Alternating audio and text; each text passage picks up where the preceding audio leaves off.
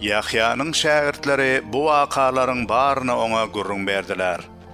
Yahya olardan ikisini yanına çağırıp, gelmeli şol senmi, ya da biz başka birine garaşmalı mı, deyip, Reb İsa'dan soramak için olary iberdi.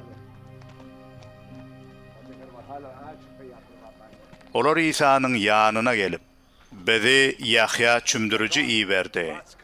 Ol senden, şol gelmeli Mesih senmi, ya da biz başka birine garaşmalı mı, deyip sorayar, deydiler. Şol wagtlar İsa köp keselleri, hassalary, erwet ruh eýelenleri bejeripdi. Ençeme körlerin gözlerini açypdy. Şunlukda İsa habarçylara, barında görüp eşidenleriňizi Yahya habar berin. Körler görýär, aksaklar algaýar, deri keselliler tämizlenýär, kerler eşidýär, ölüler direlýär, garyplara hoş habar wagt edilýär. Menden yüz döndürmedik adam batlydyr, diýip jogap berdi. Yahya'nın ilçileri gidenden soň İsa mahalla Yahya barada gurrun bermeye başlady. Çöle näme görmäge gitdiňiz? Şemala aranýan ýylgynymy? Yeri näme görmäge gitdiňiz?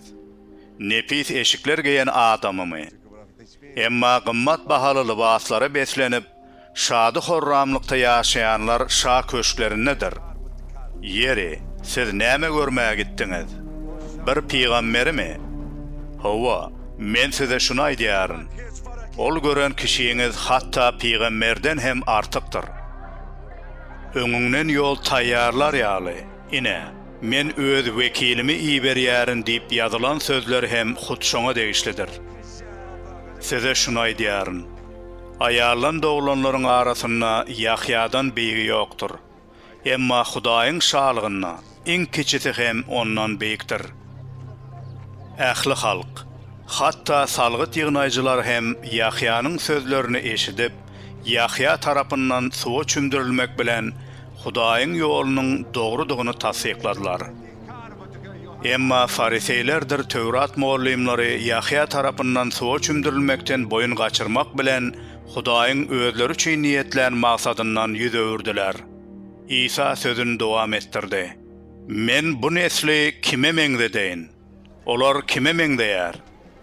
Olar bazarda oturup biri-birlerine, size tüydük çaldyk, tans etmediňiz, ağa aýtdyk, ağlamadyňyz diýip gıýgyrýan çağalary meňzeýär. Ine, Yahya çümdürücü geldi. Ol iýeni ogam, içeni ogam. Siz bolsa oňa jynly diýärsiňiz. İnsan oglu geldi. Ol iýýärem, içýärem. Siz oňa, ine, bu horana, arakxora seredin. Ol salgytçylar we günäkärler bilen dost boldy diýärsiňiz.